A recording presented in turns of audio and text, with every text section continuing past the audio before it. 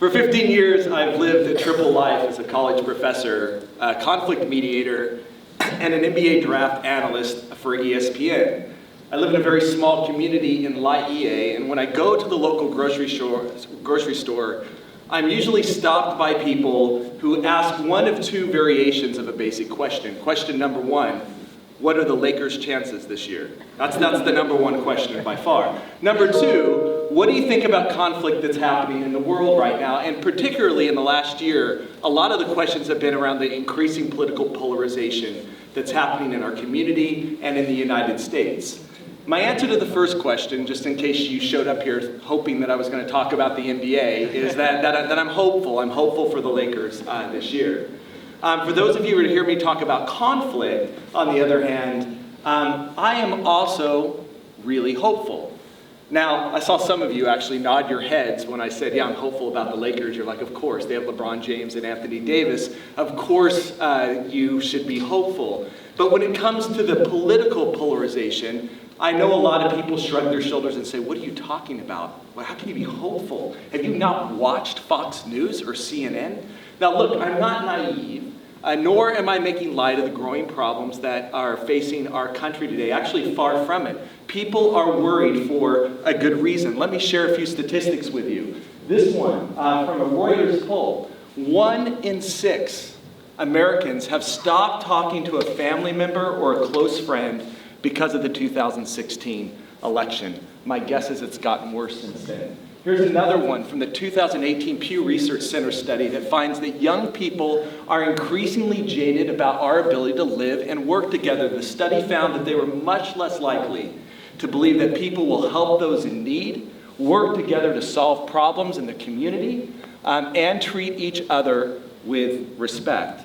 Now, it gets actually worse. Arthur Brooks has been doing a lot of research on polarization, and he says that he thinks that the problem is something called a culture of contempt. And he defines that culture of contempt as a combination of a mixture of anger and disgust towards the people that we are in conflict with. And if you know anything about John Gottman, he's done research on relationships for over 30 years. Gottman has found that when contempt is present in a relationship, people feel like their problems are unsolvable. In fact, Gottman finds that contempt is the single biggest predictor of future divorce. So yeah, we've got a problem. One half of the country can't really divorce the other half of the country no matter how much they want to. But I'm hopeful because of my work in the Middle East has proven to me that these problems of polarization and contempt are not intractable. People have the ability to pull out of the devastating cycles of mutual blame and justification that plague our world. 15 years ago, I first stepped foot in a village near Jerusalem that was experiencing all the symptoms that I actually spoke about. There was anger and disgust between Israelis and Palestinians. Israelis were building walls and setting up security checkpoints to stop Palestinians. A small handful of Palestinians had turned to suicide bombing, to kidnapping and knife attacks on Israeli soldiers and citizens. Yeah, it was bad. I was there writing a story for ESPN about a small nonprofit called Peace Players, who uses the game of sport and basketball to bridge divides, develop leaders, and change perceptions between young Israelis and Palestinians. And I was skeptical. Peace Players was founded in 2001 by Brendan and Sean Toohey, two brothers who were former college basketball players who believed that kids that learned to play together could learn to live together. They wanted to build a global youth movement through sport. What I've seen over 50 visits to the Middle East has made me a believer.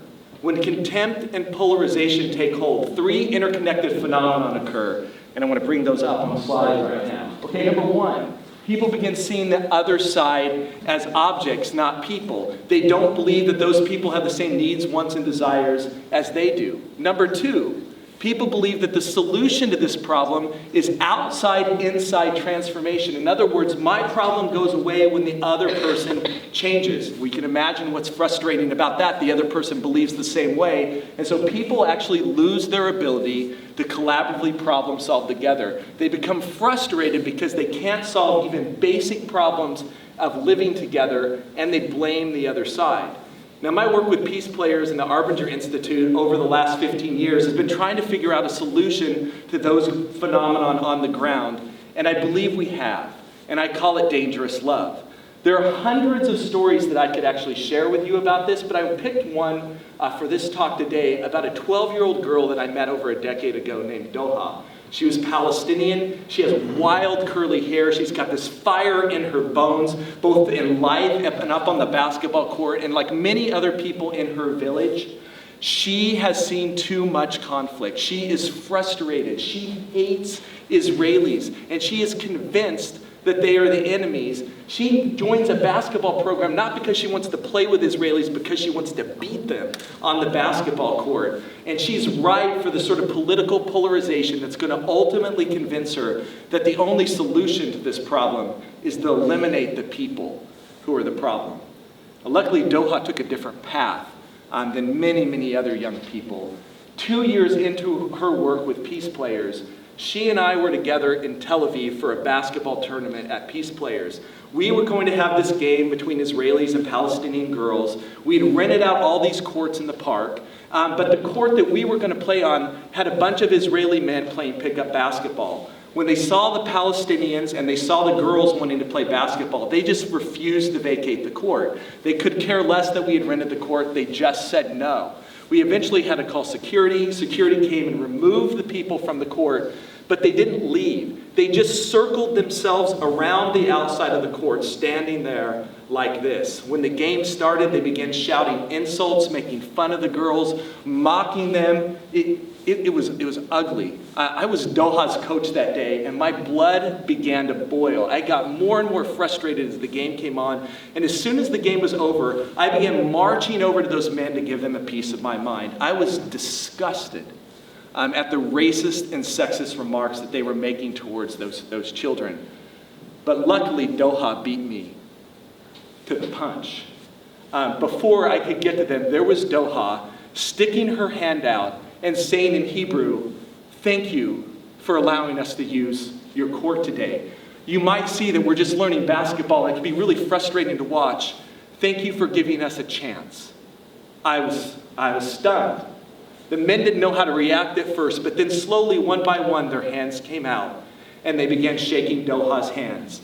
By approaching her enemies with respect and appreciation, Doha had taught us all a master class in dangerous love. She would say later, "What is going on in our countries affects our lives in a big way, but it does not affect how we feel about each other. No matter what happens, we love each other, and we have a bond that nothing can break. Peace Players has taught us that we don't have to think and feel the way many others do, that we can look at the situations a different way and see everyone as people." Now, there are counterparts on the Israeli side, and here's another quote from one of her teammates. "We not only can come together when things are easy, but also when things are difficult. We are putting our frustrations towards a peaceful path instead of feeling revenge or anger as other kids our age do. I wish everyone would realize that the other side is also a human, and they are just people like us. I wish every single person living in this conflict would realize we are all just people, and we shouldn't judge others by just what we see in the media." Doha and her teammates all show the hallmarks of practicing dangerous love. Yes, love. I think it's the crucial word in transforming conflict, especially contempt and polarization. I know love is an odd word to pair with conflict, and it seems even odder when you put dangerous and love together. And that's because I think people, when they think about love, they think about love being soft. When we say the word love, maybe you're thinking of romantic love, or maybe you're thinking about the word like, and as that I love chocolate, when what you mean is that you really like chocolate. That's not the sort of love that we're talking about. That's easy love. Easy to love chocolate. Easy to love people in our life that are kind to us, that are good to us, that we have things in common with, people who are fun to be around, people who understand our brilliance, agree with our values and our political beliefs, and help us on our journeys to be the best people that we could be. But here's the problem. When conflict enters the relationship, easy love makes a run for it. Love becomes a lot more challenging when it's with people that we live and work with that we don't like, or that don't like us, or when they don't get us, or they drive us nuts, or when they hold conflicting views, or offensive beliefs, or political values. And here's the paradox that makes the conflict feel incredibly dangerous. When conflict comes, our natural instinct is either to flee or to fight, right? We engage in self-preservation at the exact moment when what we need to engage in is us-preservation. So to transform conflict, we actually have to resist this primal urge to run away from our enemies and instead turn towards others, put down our physical and emotional weapons, and embrace the people that we are in conflict with. It doesn't require us to have intensely emotional or sentimental feelings. In fact, we don't even have to like the people that we disagree with, but it does require this. It requires us to see the humanity of people so clearly that their needs and desires matter as much to me as my own, regardless of how they see me. Dangerous love can be scary. That's why we call it dangerous love. It calls upon us to be vulnerable enough to open ourselves up to another person without any guarantee that they are going to see us back as people. It asks us to be the first to turn towards people that we are in conflict with. But I find that the thing that's more dangerous is contempt. Infinitely more dangerous. You see, contempt is remarkably effective of pouring fuel onto the fire, in escalating conflict to the point that we see the only solution to the problem is the complete destruction of the other. Dangerous love, on the other hand, has a remarkably effective way of helping us do a couple of things. One, it helps us see people as people. Even when we don't agree with them, we still see their humanity. Two, it helps us engage in inside-outside transformation. We are the first to turn towards others in the conflict that we are with. And three, it allows us to roll up our sleeves and engage in collaborative problem solving with people and work on committed solutions to problems that benefit not just me, but us. Now look, Doha, in that story, had every right to be frustrated and feel like the solution was for those other men to turn. It was only fair. She was in the right. They were in the wrong. I was getting ready to actually go over there and turn them myself, right? But Doha understood that that doesn't work. The more we blame others, the more we deplorabilize others, the more that we engage in bad behavior towards other people, the more it engenders more polarization and contempt, not less. Doha understood this in a way that I didn't that day. She saw them as people. She turned first towards them. And when she turned, they and I followed. Now, a number of years later, Doha did something that was even more incredible. She, along with a number of Palestinian and Israeli girls, were invited to a synagogue on Yom Kippur, the Day of Atonement, the holiest day in the Jewish calendar. Their chief rabbi, touched by what he had seen with these girls working together, invited Doha to come up and address the congregation. And I won't forget what she said in those closing words. There it is. I know many of you are skeptical of what you've heard today, but I want you to consider me for a second. Here I am, a Muslim Palestinian woman who grew up hating Jews, standing in your holy place, on your Day of Atonement, in the church of my enemies, telling you that I love you, that I forgive you, that we can have peace. And if that doesn't make you believe, I don't know what will. After she finished, the members of the congregation came up to her and embraced her. There was tears flowing everywhere. Several of them told me it was the most important Yom Kippur sermon that they'd ever had in their lives. I was in the synagogue that day, and my hands were trembling. Tears were flowing from my eyes. 8 years before, this young woman wanted nothing to do with Israelis. She hated them. And now that fire in her bones was directed towards reconciling with them. What Doha did took courage, real courage, because what people don't actually understand is that what she's doing isn't popular among her friends or her family. She faces a ton of scorn at school and in her community for her willingness to engage with the other side. She still actually holds really strong political beliefs. She doesn't agree with what the government in Israel is doing right now, and she has to go home every day and suffer from the ramifications from that. But she has the courage to practice dangerous love anyway. And it has changed her. It has changed her family and has changed hundreds of lives of people in her community. See, people like Doha and her Palestinian-Israeli teammates, they don't really fit the existing narratives that we have about polarization. But here they are, everyday people, slowly and surely working to transform one of the most complicated conflicts in the world through dangerous love.